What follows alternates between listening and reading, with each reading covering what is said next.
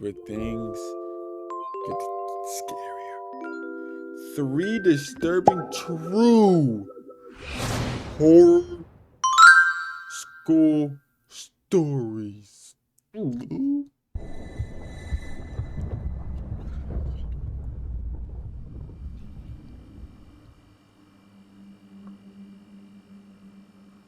What's good, YouTube? What's good, YouTube? Story one. I Jasmine grew up in a small Escobar. town in West Virginia.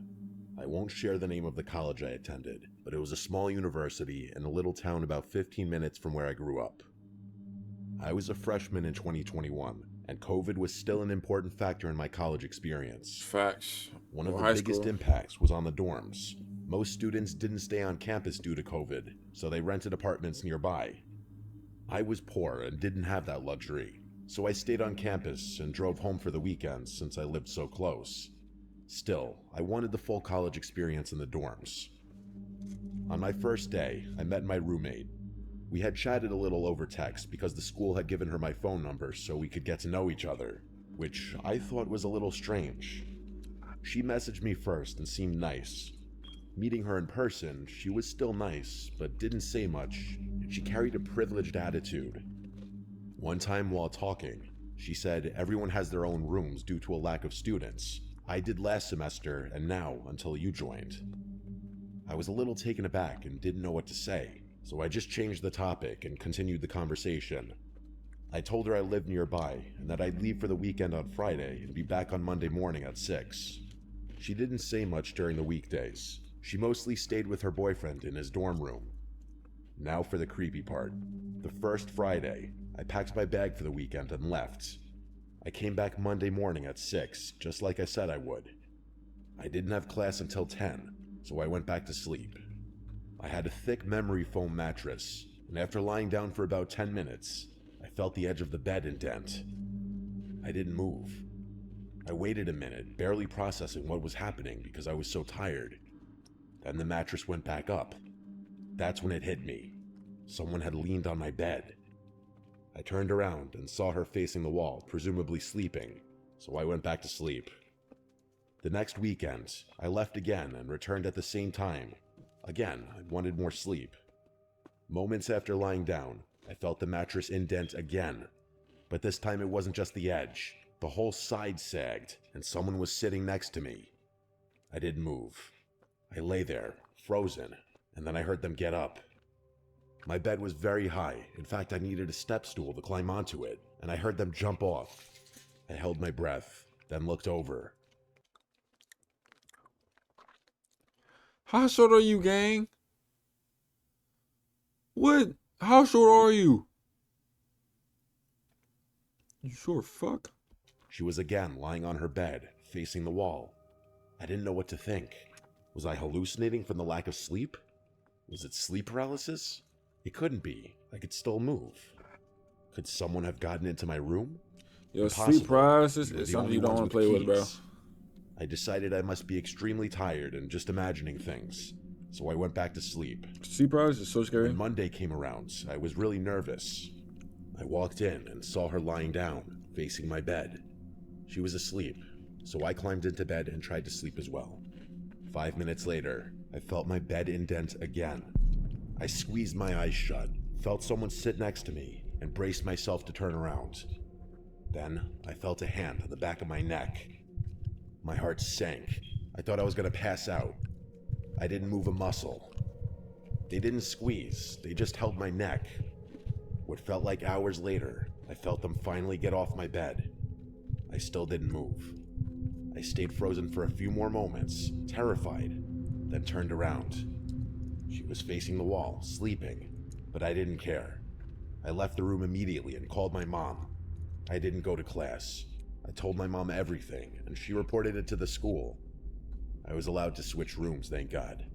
They asked if I wanted to involve the police, but I said no. There wasn't actual proof she had done anything. I just asked them not to give her another roommate. After unpacking in my new room, I remembered a few things. She had once told me that she had a previous roommate who didn't stay long, but she never said why. I also remembered one day she opened a locked drawer containing about 10 bottles of prescription medicine. She said it was for a skin issue. I wondered if that was true. Maybe she had another disorder or scary side effects from the medication. A few days later, I realized I had left a book and binder in her room. I didn't care much about the book, but she messaged me asking me to come get it. I told her I needed to focus on school in my new room, but agreed to retrieve my things to avoid suspicion. My key still worked, so I went in. She wasn't there, and I sighed in relief. I grabbed my belongings and turned to leave. As I turned, she was standing in the doorway. I hadn't heard her unlock it. I smiled, trying to stay calm. She didn't say anything at first. I walked past her to leave, then she asked, "Where's your new room?" I told her it was on the first floor. She asked which hall, and I lied. She asked what it was near, the stairs, the front, the office, etc. I said I didn't remember, but she kept pressing. I lied again, saying it was near the stairs. I turned around and left, never seeing her again. I thought about telling her boyfriend, but I was too scared. I still think about it. Was I dreaming, hallucinating? I don't think so. Boy, I would've woke up Chris Breezy. I would've woke up Chris Breezy. I would've woke up Chris Breezy. I would've woke up Chris Breezy. I would've woke up Chris Breezy. Push that bitch right in her mouth. But it couldn't have been anyone else.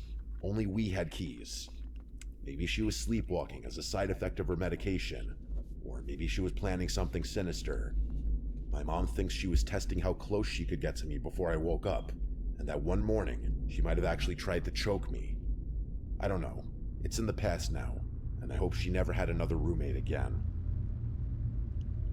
Was she fine though? That was she fine shit. Damn, hey. This incident occurred during my time at university. I attended the University of Huddersfield from 2021 to 2023. It's not exactly known for its nightlife, so a lot of students end up spending late nights on campus, especially in the library or the academic buildings that stay open 24/7.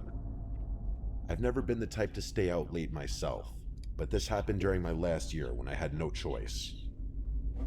I was taking an advanced statistics class, and our professor was notorious for loading us with massive assignments. The due date for one of the biggest projects was approaching, and I hadn't made as much progress as I should have. My laptop had been giving me issues, so I decided to use the computers in the business building. The business building is a little isolated from the rest of the campus. It's 3 stories tall, kind of old, and it always had this weird, sterile silence to it, especially at night. But the computer lab on the 2nd floor was usually pretty empty after 9 p.m., so I figured it'd be the best place to focus. That night, I got there around 10. The campus was already dead quiet, and when I stepped inside, I noticed right away how much colder it felt than outside. I swiped my student ID, heard the beep, and the door unlocked. The whole place had an overwhelming odor of cleaning chemicals, which meant that I wouldn't bump into any of the cleaning staff, as they had already done their rounds in this building. I went straight to the computer lab, booted up one of the computers, and started working. For a while, it wasn't bad. The hum of the computer and the tapping of my keyboard filled the silence. I kept glancing at the clock in the corner of the screen, reminding myself that I'd leave before 1 a.m. But around 11:30, something weird happened. I was scrolling through some data when I heard the sound of a door slamming shut somewhere down the hallway. Not the front entrance. It came from further inside the building. At first, I brushed it off. By the way, this is a different story.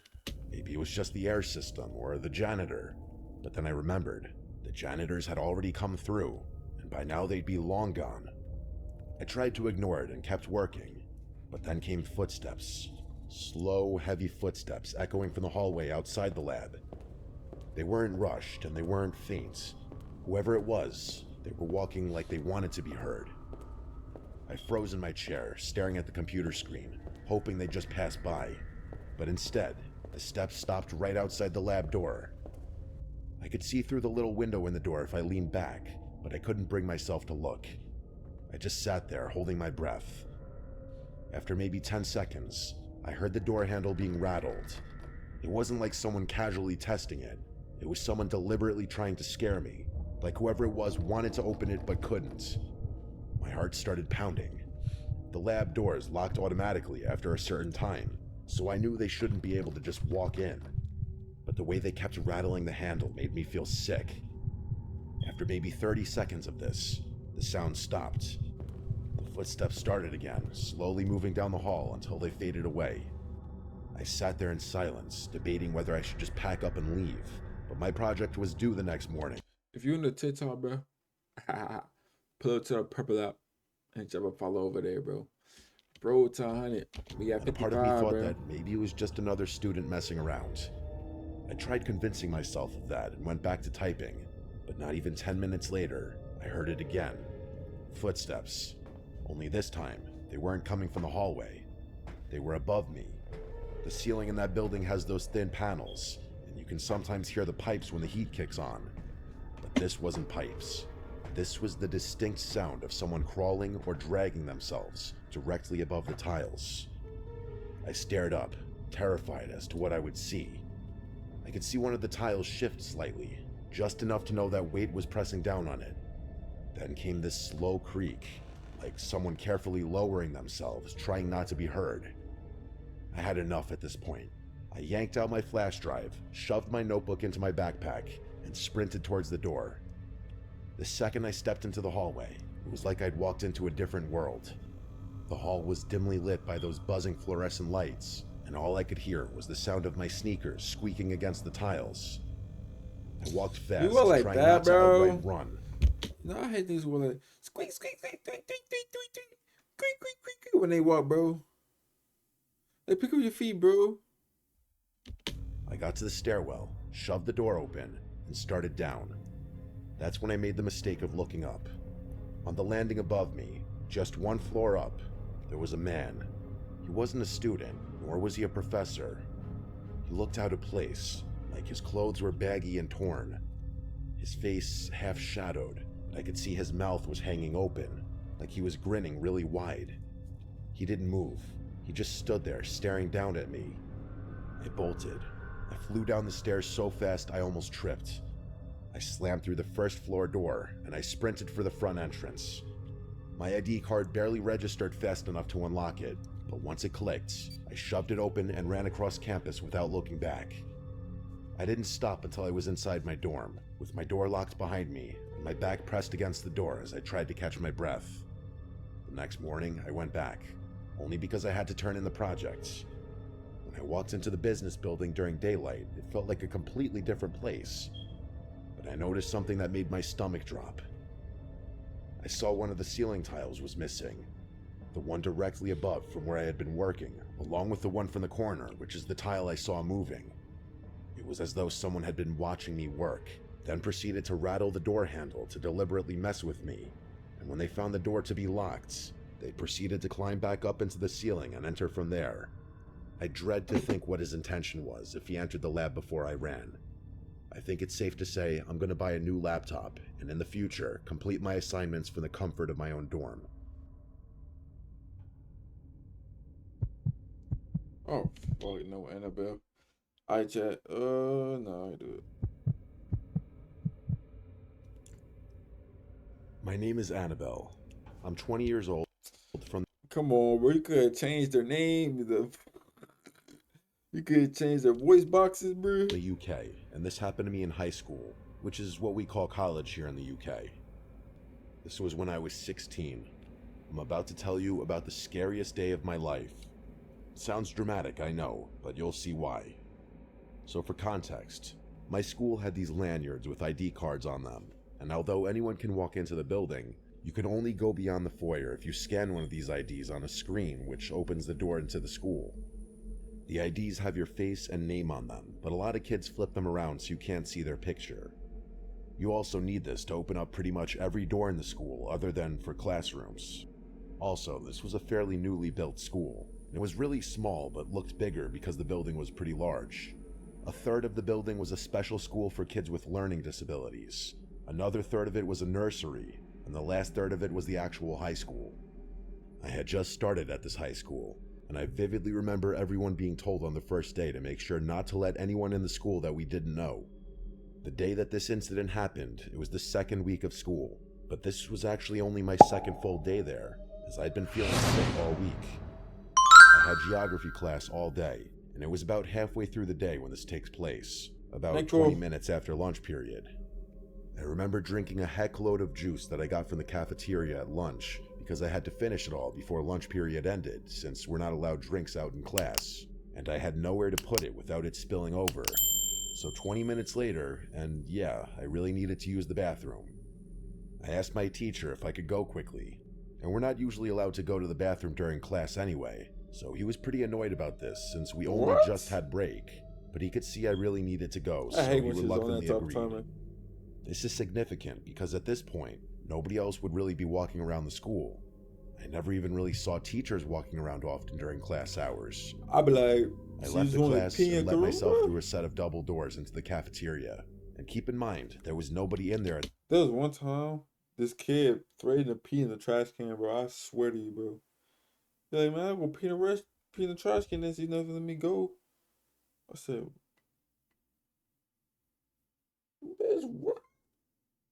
The trash can?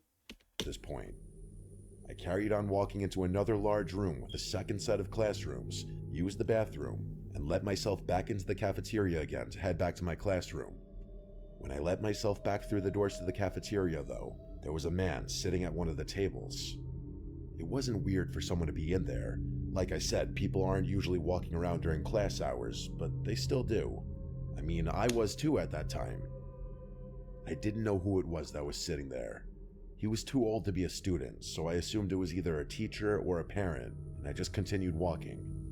But then he said, "Hey," and I let out a squeal because I'm quite a nervous, jumpy person anyway, and I wasn't expecting him to speak to me. I was pretty embarrassed, but he laughed and said, "Sorry, didn't mean to scare you." This is when I realized he actually had a lanyard on, so at this point I was assuming he was a teacher. What I realized though when I look back on this is that even though he had his lanyard on with the ID part was flipped over so that the side with your face and name on it was facing the back side of the card holder that's attached to the lanyard. Like I said earlier, kids would do that all the time at the school. The scanner would still work, so it wasn't a big deal, but definitely weird for a teacher to do. I didn't really pay attention to this detail at the time though. "I need some help getting some work things out of my car. Do you mind coming out with me for just a sec?" he asked me. I didn't hesitate to reply with, "Yeah, of course," because again, I just assumed this was a teacher. We walked out of the cafeteria in silence and into the foyer, and then out of the building, and I kind of noticed he seemed a bit nervous. Like, teachers usually make small talk with you when you're walking somewhere with them, and he was saying nothing. And also, he was moving his hands a lot. Like at one point, he had his hands in his pockets, and then he'd take them out and kind of hold his hands together. I'm really shy and not too good in social situations, so I didn't make any attempts at small talk either. With the layout of the front Chat, learn how to small talk, bro. If you don't learn how to small talk, bro, you're cooked. I went to IDES today and had to do small talk, bro.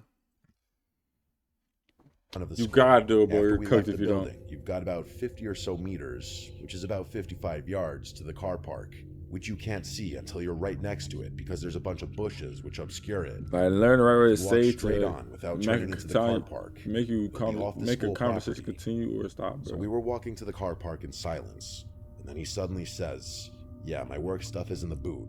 That's what we call the trunk of a car in the UK."